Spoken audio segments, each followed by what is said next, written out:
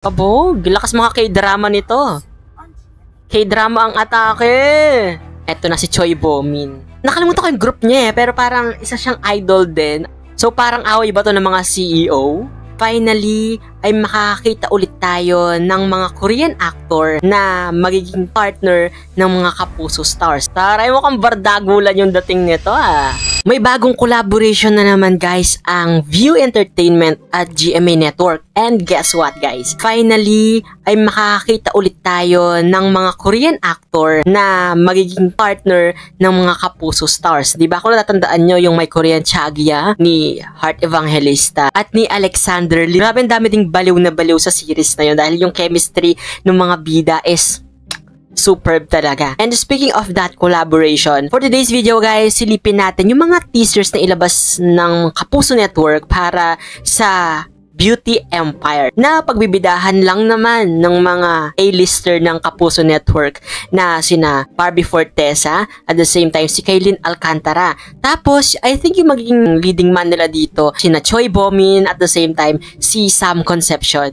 So, looking forward sa project na ito dahil parang magre-revolve daw yung kwento according sa mga news na papanood ko sa Revenge. At the same time sa beauty industry, which is napapanahon, di ba? Ang daming mga CEO sa beauty industry sa Philippines na nag-aaway-away. Ang dali nilang sabihin na they are the CEO of that beauty product. Ang daming nagsulputang mga beauty products kasi. Tapos pag ginamit mo, parang magiging expectation versus reality yung product na ginamit mo na hindi naman siya effective, no? Tapos kapag kinritik mo naman yung product na yon ay kakasuhan ka, di ba? Papadalhan ka ng letter. So, ganun kaya yung magiging plot nitong Beauty Empire? Panoorin na natin ang pinakamagandang laban. Exfoliating para flawless at tanggal lahat ng kaplastikan. Skin whitening lotion. Kayang paputin kahit pinakamaitim na bushi. Nakakaloka yung mga term na ginagamit nila. Parang may pinatutungkulan talaga, no? Hydrating. So, parang away ba to ng mga CEO? Para fresh na fresh. Habang Revenge nga.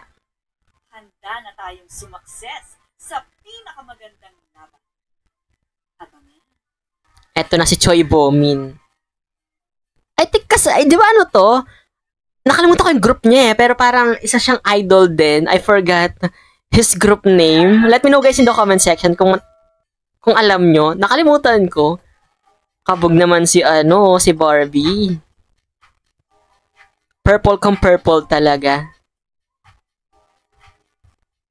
Ang nice. Mukhang may chemistry din sila sa screen talaga. Eto. Sam Concepcion, si Choi Bo-min at the same time, si Barbie Forteza. Para mas may chemistry yung dalawang boys. Kidding aside. Si Kailin. Then, ito naman yung bagong teaser na nakita natin sa TikTok, sa TT. Hello. CEO ng mga Taray mo kang bardagulan yung dating nito Kailin at the same time si Barbie. The actingan talaga, mukhang showdown din to sa actingan, bardagulan.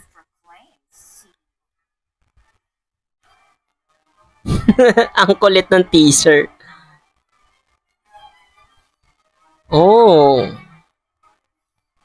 my God! Stop it! Miss Rufa Gutierrez andito din. Simula na ng pinakamagandang laban. Beauty Empire. Kabog, lakas mga K-drama nito. On GMA. K-drama ang atake. Yon, napanood na natin. Grabe, no? Matagal ko lang inaabangan to yung showdown sa actingan ni Barbie Forteza at ni Kailin Alcantara. Diba, since kambal karibal to half sister ni Barbie at the same time, yung Maria Clara at Ibarra, diba? Doon pa lang nagpamalasa sila ng kanilang mga galing sa actingan. But this time, mukhang fresh yung story. Sabi nga kanila lakas mga K-drama. At ibabase ba nila to sa totoong buhay? Mukhang labanan ng mga business to. Siraan ng mga business at the same time, paghihigante sa isa't isa nila. I don't know kung ano yung pinagmulan ng kwento nito, pero siguro mas dapat nating abangan sa mismong pagpapalabas nitong Beauty Empire. Kayo napanood nyo na ba guys? Ano ang masasabi nyo? Let me know in the comment section.